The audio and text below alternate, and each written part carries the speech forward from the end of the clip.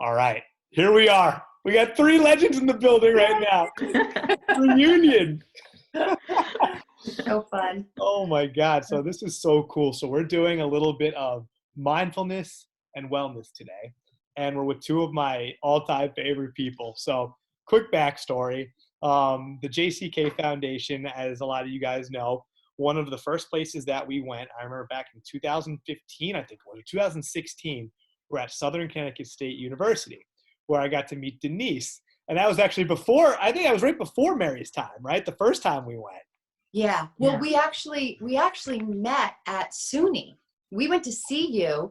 We went to an Active Minds chapter professional development day with the e-board of the Active Minds at Southern at the time. And that I think was like 2014 or 15. Forgot about that. That was Yeah, the and first we were like, John is the coolest, and we love his message, and he's so relatable, and he's so cool, and we have to get him to Southern. And then we promptly brought you to Southern, and the rest is history. Yeah.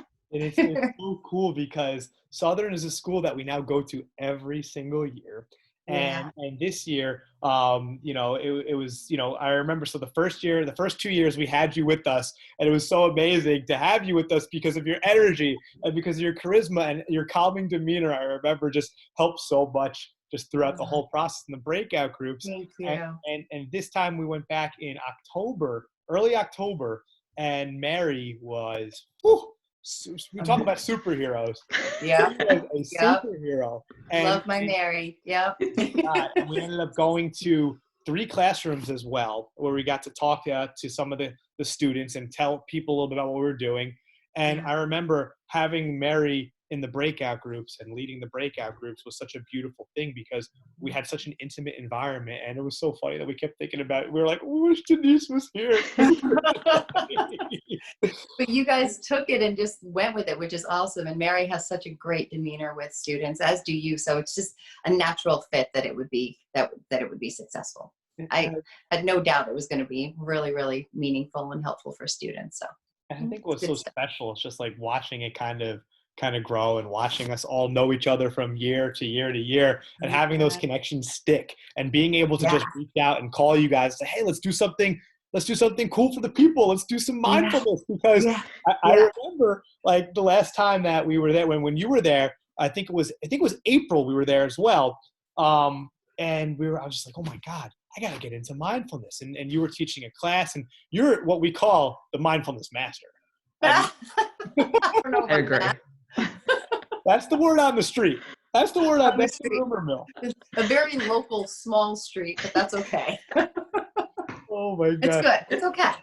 But it's just been so cool kind of seeing this grow. And now I'm just glad that we're all here. So, I figured I'll let you two take it away because I'm going to be a listener. I'm going to do whatever it takes to kind of, because obviously with COVID going on, everyone's there's a lot more anxiety than usual. It's a tough world we're in right now. And I think one of the main goals is just trying to provide people with some sort of relaxation, some sort of hope, and just showing that, hey, these are things that we can do together. And, we all might have different coping mechanisms, but we're all here with each other. So I think it's so great that we're here. We're building a community. And even though we can't be in front of people right now, we're going to do our best to connect with you guys. So thank you guys so much. Awesome. That's great. Mary, do you want to, just for the people who might be watching that don't know who you and I are, do you want to introduce yourself? Yeah. So my name is Mary. I work at Counseling Services. I am the Student Affairs intern, so I do a lot of presentations and outreach and advising student groups, and I absolutely love what I do. I love getting out there and just meeting people and making connections. Awesome. Yeah, at the wonderful Southern Connecticut State University in New Haven, Connecticut, right? Love it. Yes. Yeah. And I'm Denise. My name's Denise Zack, and I am a therapist. I'm a yoga instructor and a mindfulness and meditation teacher. I worked at Southern for 20 years and had the great opportunity to have Mary as an intern for one amazing year. And we had so much fun, but also did a lot of meaningful stuff on campus. And but I had to leave. My family relocated to another state, sadly, but I'm still there in spirit and still able to do virtual things like this, which is really super exciting. And And I'm also doing life coaching online at denisezacklifecoach.com. So there's the reason why I want to say that too at denisezacklifecoach.com is that I actually have some videos around mindfulness and meditation under the resources, the self-help resources section. So anyone who wants to meditate a little bit more and learn a little bit more about mindfulness can, in between these Mindful Mondays, can go and check out those videos. So that's it. Awesome. So do you want to dive in? Let's Mary, do you dive want right to start in. or do you want me to start? Yeah. I can start. Okay. Yeah, I think talking about COVID and everything going on, when talking to students, one of the first things I say is that we have to understand how weird this is. Yeah. That there is this essence of, okay, a lot of things are happening, but just act like it's normal, just go about your day. And I think the first step we really need to take is understanding the nuance of the situation, understanding that this is weird, that our schedules have been like upturned, that we don't know what's happening. We went from, I can plan my days, I can plan my week, I know what's happening, to we're really taking things day by day. So yes, we can like try to maintain a schedule. We can still find out different ways to still work out, to still stay in touch. But I think there has to be like this understanding of life looks different right now. Yeah. And that's okay. Like it looks Right. different. A lot of things are happening and we Right. can manage, but we have to understand that. Yeah, absolutely. Absolutely. The new normal, right? Yeah. Yeah.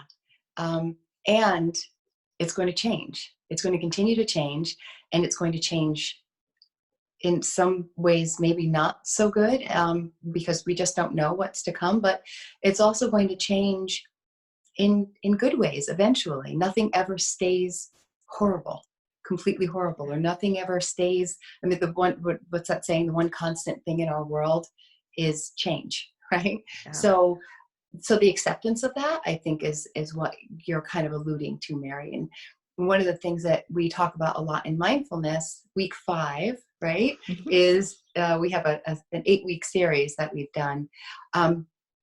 Part of that week is acceptance, that there is pain sometimes in our life, and the pain is here. And if we know that it's there, we can look at it and we can focus all of our attention on it, and we can give it all of our energy, and it can overwhelm us and overtake our brain and our present moment. Or we can say, yes, that's there. COVID is here. COVID is challenging, and I don't like it, but I can manage this. So what else, as I turn my attention, I'm choosing not, I accept this, that it's here. I can't change it. I can't take it away, but I want to look over this way. What is in my present moment right now? Oh, I'm Zooming with Mary, awesome Mary, and amazing John right now. Like, yes, this is great. We're talking about how to take care of yourself. This is wonderful. And I can take a deep breath right now, and that's awesome. And I can, walk and go for a walk later if I want to. I can plan my day out. I can decide what I'm going to have for dinner.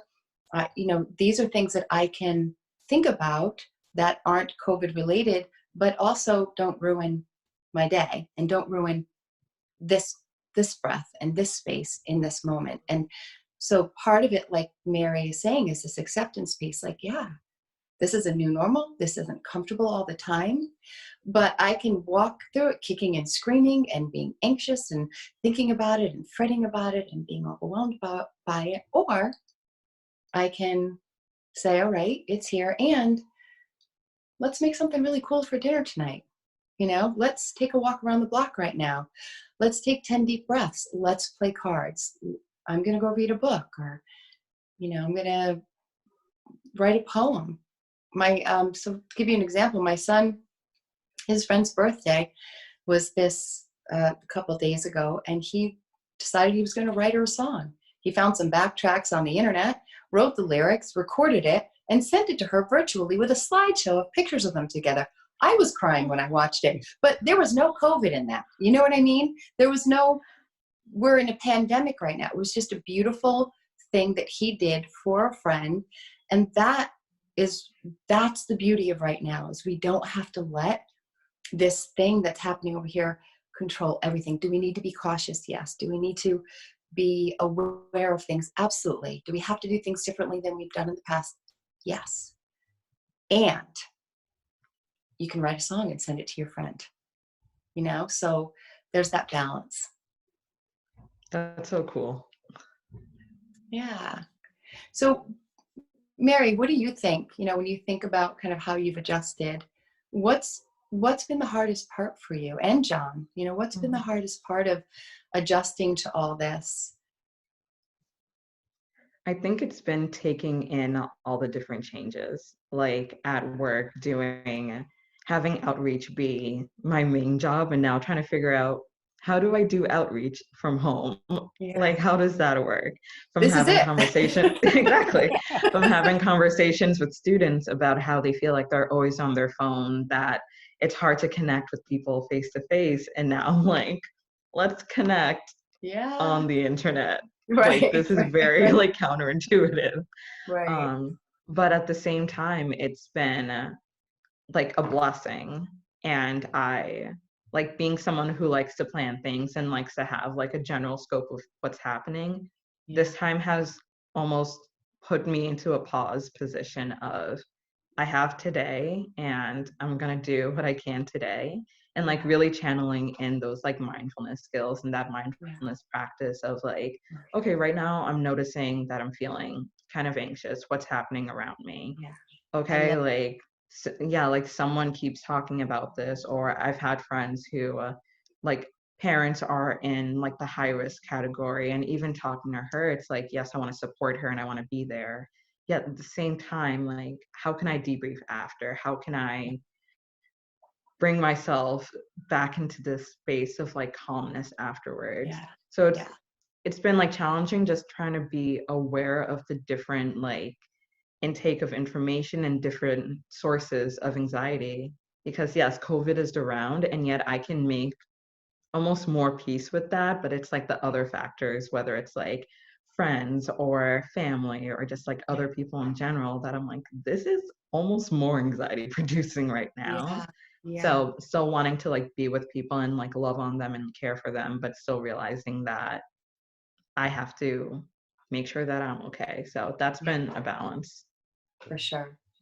So interesting that you say that too, because I was thinking like exactly the same, and for me, I've been really struggling mostly with, oh man, I've been very calm, right? Because I was talking to me and Mary had a great conversation last week on the phone, how I was just like, this has been the weirdest experience for me because I'm such a go, go, go, go, go, go, go guy, right? And it's helped me in some aspects of my life, right? Like it allows me to reach out to a bunch of schools, to meet a bunch of people, and to really, kind of spread the word, right?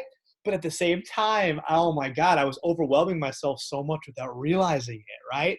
And the adjustment for me, it's been half and half, right? There's been times where it's been really peaceful. I've allowed myself to just sleep an extra half hour, relax, be in the moment, go outside, look around, take a walk. I went to the local park. I'm sorry, not the park. There's like a lake near my apartment. And I just walked around it and I was like, whoa, what is this? And I was like, well, this is normal, John. Just be mindful every now and then, right? Right. It was so funny though, because I was just like so used to being like this all over the place type of person. And, it was peaceful. But then, the same thing that Mary was talking about that I've been struggling with is, I'll get into like a peaceful zone, right? And then all of a sudden you'll start thinking about people who are affected, my buddy's father, friends, family, everything that's going on. And then kind of the world hits you. And then sometimes I start overwhelming myself with that empathy in a sense, right? Where I'm always thinking about other people. And then, I finally get a little bit of peace with myself. And I'm just thinking, oh my God, what if our tournament gets canceled? What if? And I'm like, John, stay in the moment. This isn't going to do anything for you. The OCD is going to try to take over at times. Be at peace that you can't control everything. And, it's hard because you feel so bad for the people that are really, really suffering. But then you try to kind of ground yourself and put yourself in the most healthy situation possible, because, the best way I feel like to beat this is by being ourselves and by not letting it get to us and by living our everyday life, making that song that your son made for his friend. Like that's the coolest stuff ever, because it allows you to just still live your life, even in a time of crisis in a sense. Yeah, absolutely. And I think that one of the other pieces of this that makes it compounded is what you alluded to, or actually said specifically, was, people who may already have mental illness, right? And I'm thinking specifically of OCD. My sister has OCD, and for years, my sister has not picked her mail up outside the door, left groceries outside, brought them in one at a time, washed them, and put them away. And now the news is telling us to have compulsions, right? To have specific behaviors around germs and an unseen enemy. And OCD is an unseen enemy. And so there is such a correlation between the symptoms of OCD and what we're being told is the right thing to do right now. And so, on the one hand, I've been able to find some humor with my sister and say, you were right all along. We should have been doing, washing our groceries outside from the get-go. None of this would have happened, but it's almost validating for her that same thing, which is super unhealthy, right? This is a blip in time. And yes, we need to be cleanly, but we're kind of we're being told to go over the top now because of just the intensity and the contagiousness of this disease. And so there's just that, I just think that in and of itself creates such a conundrum, really something challenging for people who suffer from OCD and whose OCD symptoms come out in like germs and dirt and cleanliness. Yeah. It's really unique too, because it's almost like there's that mix, right? I was talking to my buddy who's got very similar to your sister, and he was saying how it was almost like, man, like it's really hard sometimes. And there's the other time where it's like, I've been preparing this my whole life. Like now the world is feeling what I'm feeling in a sense. Right. Everyone's exhausted because they have to do so much. And it's that's why people who have OCD are exhausted all the time, because their mind is constantly racing. Yeah. Right? And it's wild because it's like, you never would have expected this. And that's why it's like, man, I'm just glad that we're able to have these conversations, that your sister's able to be doing relatively well, because, I've been thinking about a lot of people because for me, it's ironic. My OCD doesn't come out as much in the germs, right? But for me, it's like, here's where I'm freaking out, right? Yeah. Oh my God, I've been quarantining, but what if I went to the store? And what if I somehow contaminated someone? It's all my fault. And then I go into those holes, where, I could have been I could have washed my hands. I could have worn gloves. I could have done everything I needed to do. But then the what if factor is what always crushes me. The responsibility OCD, and it's like, that's what's been hurting me sometimes, where it's like, I shouldn't have oh my God, I shouldn't have picked up pizza. Why couldn't you just make a peanut butter sandwich today? And it's just, and that's where it's just hard. Yeah. And the mindfulness is the thing. Practicing mindfulness is what can get you out of those wormholes, right? Just saying, okay, there's a wormhole. I'm going down it, or I'm about to go down it. Try to catch yourself even before you actually start sliding, because once we're sliding, it's kind of hard. When you're in the middle of a slide, try to stop yourself, You don't, once you strap yourself into that roller coaster, you're on it for the duration, So it's like, do I get on the roller coaster? Do I go down the slide? I know that if I do, it's going to lead to negativity and obsessive thoughts and anxiousness and guilt and depressed feelings and whatever it leads to. So I think, if we can catch ourselves in the beginning and then practice the mindfulness, then it can really help us to activate a different part of the brain that's actually responsible for calming us down. Because the part of the brain that's being activated when all of that obsessive thinking, obviously it's a little bit part of our cognitive part of the brain, but it's really our emotional center of the brain that's kind of setting us off and thinking there's some type of emergency, that we did something very, very wrong or something bad has happened. So, So should we practice some meditation? Do you think that would be helpful? Yeah. All right. You're already making me feel so much better already. Oh, good. Yay. So just when you're about to go down that wormhole or get on, just be like, I'm not getting on this roller coaster today. Nope. I am unbuckling my seatbelt and I'm stepping off the ride. You know? That's how we do it. That's very awesome, because that's a great point you make. It's when you go down it, sometimes it's hard to get out of it, but then when you're out, you're able to prevent it a little bit. And that is the key. And being accepting, like you said, is important to getting through. Yeah. And the mindfulness is, you've got this stimuli that comes in, like either a thought or like an urge to do a compulsion.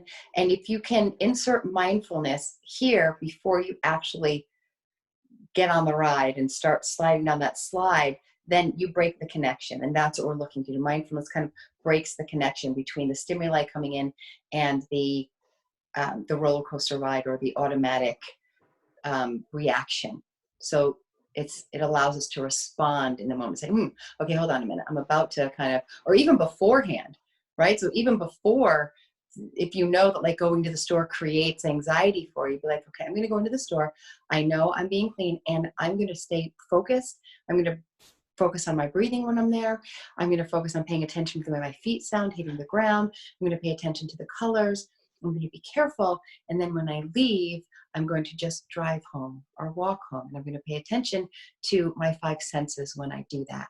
And if I notice that I'm getting distracted, starting to go down a wormhole, I'm not going to let myself do that. I'm going to come right back to my breath because I have control. Preparing yourself for the times when you know that you might be activated. So it can either happen before or like right when you notice it. It gives you so much peace too, because you feel in control. And then when you do it, you start realizing, oh my God, like I did it. I did it. Yeah, absolutely. Absolutely. For sure. God. So, well, why don't we do like a little 5-10 minute meditation and then we can kind of end for the day. Does that sound good? Perfect. I love it. Yeah. Okay. All right. So I'll just do like a general kind of, maybe a little bit of relaxation with a little bit of kind of acceptance in the here and now, but just being fully here and finding your center amid some of the chaos. I love that. Okay. All right. So get into a comfortable position wherever you are. If you're sitting, if you lay down when you meditate, maybe don't lay down. I mean, if you fall asleep when you meditate laying down, maybe don't lay down unless you're trying to fall asleep right now. Otherwise, I would just sit up. Both feet planted on the ground, hands resting comfortably in your lap or on the desk in front of you, wherever you are, on the arms of the chair. Just trying not to kind of cross any fingers or legs or anything so that the energy in your body can just flow. Take a nice deep, deep breath in, as deep as you can. On the exhale, gently, slowly close your eyes.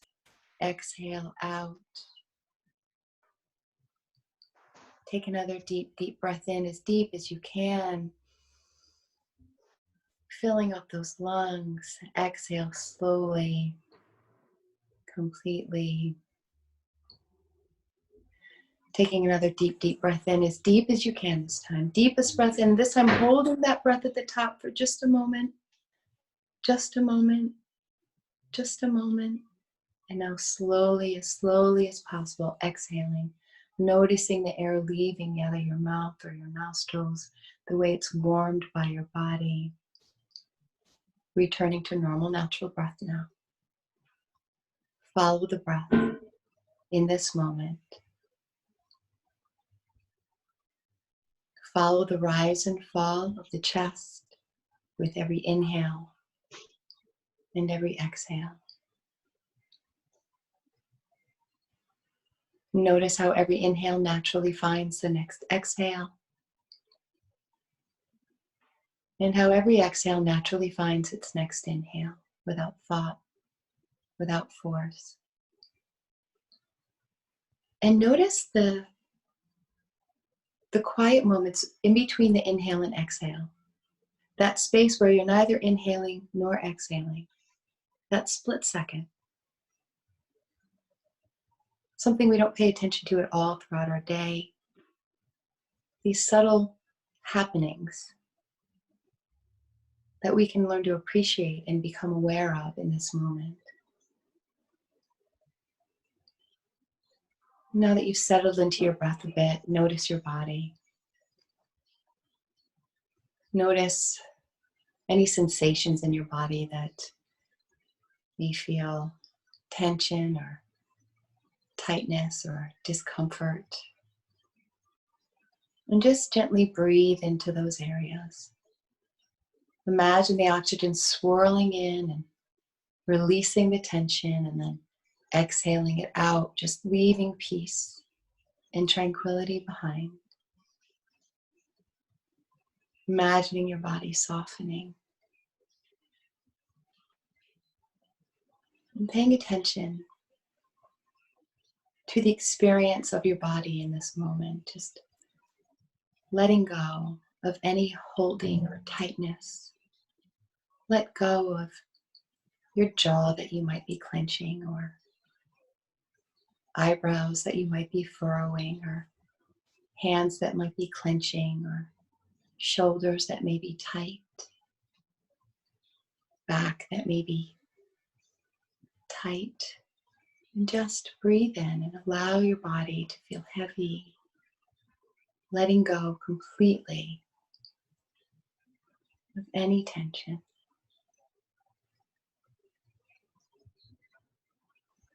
And feeling a sense of calm and peace as you center and find inner balance. Moving inward towards stillness.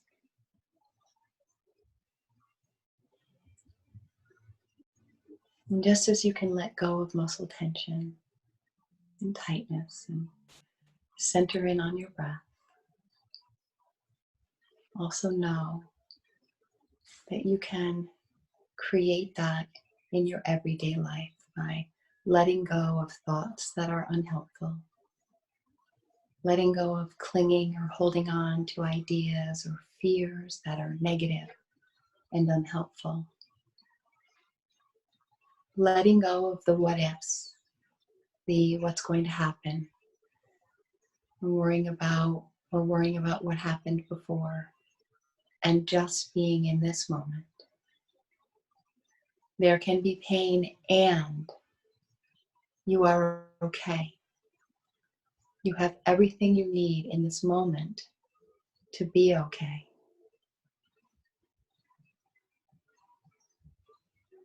Finding that inner balance through present moment focus, through connecting with your breath in the here and now, this moment.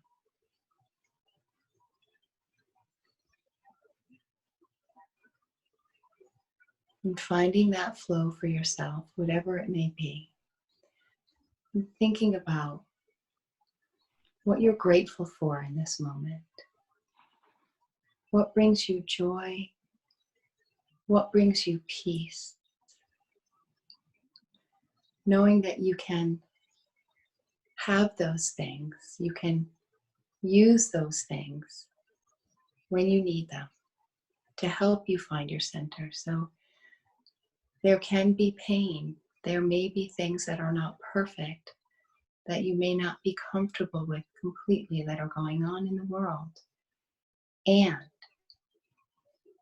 you can be grateful and focus on that gratitude and what you are appreciating about your life.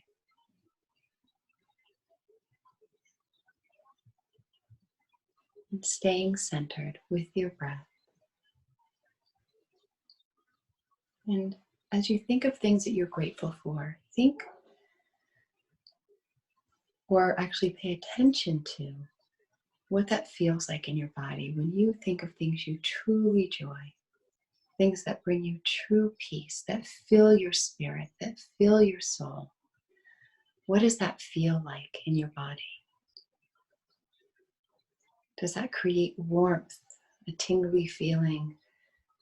Does it create an elated kind of joy from within, a light, an energy? And hold on to that. And just breathe into that for a few minutes.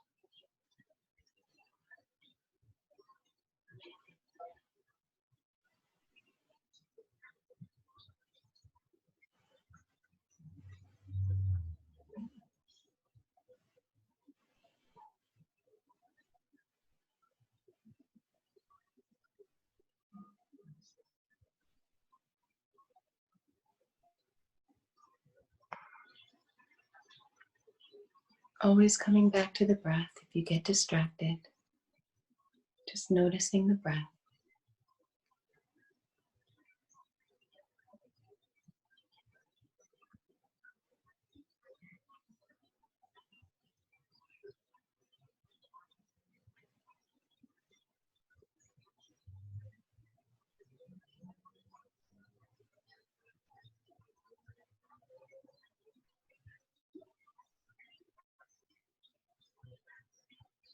Knowing in this moment that you are okay.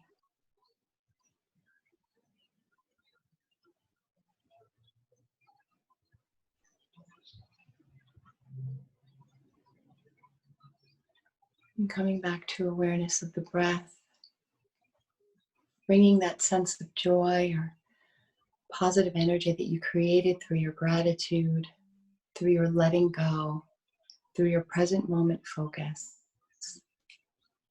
Knowing that you have the option of what you want to focus on in your life, in your world, in this moment. You choose. And the way that we choose is through awareness of what our quality of thought is and deciding what's helpful and then shifting to what feels good and what helps us. So let's take a nice deep, deep breath in, filling up those lungs. Exhale slowly, coming back to awareness, bringing all that positive energy with you. Take another deep, deep breath in, as deep as you can. Exhale slowly. And your deepest breath in yet, as deep as you can. Fill up that belly, fill up those lungs, and then hold that breath at the top for just a moment. Just a moment. Just a moment. And then slowly exhaling, exhaling, exhaling. Coming back to normal, natural breath.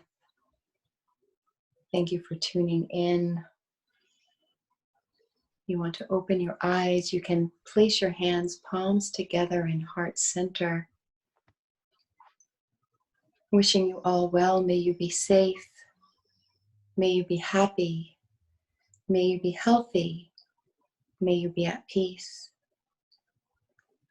And bringing our knuckles to our third eye, our crown chakra that allows us to connect our energy with others, seeing the light in others, honoring our shared breath, our one breath. We are all in this together and we can get through this together, wishing all beings, both near and far, wellness. May they be safe. May they be happy. May they be healthy. May they be at peace. Namaste.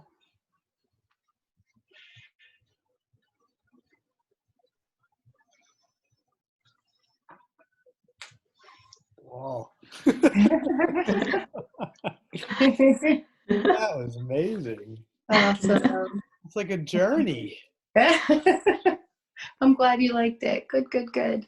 So funny, and it's so hard for me to even slow down. And it's like even with a background where you're still have to like move and get comfortable, you're still able to like.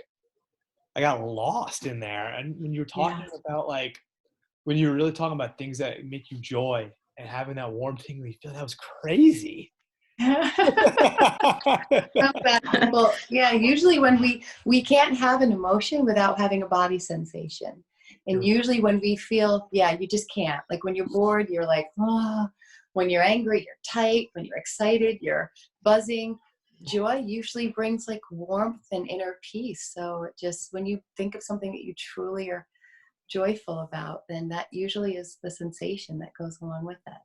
It's amazing just thinking about what you're joyous about too, like the things that come to your mind, like your family, your friends, like your relationship, like certain things that just kind of like popped into my head that I wasn't thinking, you know what I mean? It's like, Yeah. whoa. I was thinking I had this crazy vision where I was like talking to the students and I was like, that's cool. I don't know. That was very powerful. Good. I'm glad. So yeah, this is really cool. I'm glad it was helpful, and hopefully other people find it helpful as well. And we can do more down the road if you like. And Absolutely. These are awesome. This is going to help so many people. This made my day. Good. I'm glad. I'm so glad. So happy to help. Well, thank you for taking the time to do this. And You're welcome. again, anyone out there, I hope you guys feel the same way we feel right now. And I'm glad we got to experience this with you. And it's just a friendly reminder of things that we can do for ourselves right now. There's still so much little joy that we can take in our everyday. Let's keep remembering to do that. And I mean, I think I'm going to actually I'm going to listen back on this. I'm going to try to do this every day. Yeah. Do you do it every day for yourself or? Yeah, well, I try to find other people. I love guided meditations, but I also love music meditation. Really depends on my mood. Sometimes I just want to do silent meditation, but if I can find a good soothing voice, there's so many different kinds out there, you're bound to find them. You could put, meditation and comfort, and I'm sure there's a meditation out there, or meditation and, finding peace. There's something out there, and you just have to find a voice you like. You have to find a channel you like, and then you plug in and you go. So. It's so comforting. I'm glad. Mary, how do you feel, Mary? I feel great. I always feel great after a meditation. Well, and it just, because we didn't go in it saying I'm going to feel great afterwards. If you do it, you're actually activating a part of your brain that's calm. There's a vagus nerve that goes all the way into your belly. It's responsible for rest and digest, and it gets activated when you do mindful and meditative activities. So it's not magic. It just is science, and it works. So meditate, or practice mindfulness. That's amazing. Any student out there, any person out there that might be a little overwhelmed, I highly recommend doing this and listening back and doing it again, because this is something that I think has been missing from my life personally from a long time. And I've done things similar, but man, especially when you're in the middle of this is beautiful. Thank you so much. You're welcome. You're welcome. I'll see you again soon. Absolutely. Oh, thank you so much, and safe travel, safe everything. And you guys are the best. And we'll talk very soon. Thank you. Awesome. Take care. Bye, Mary. Bye-bye. Bye.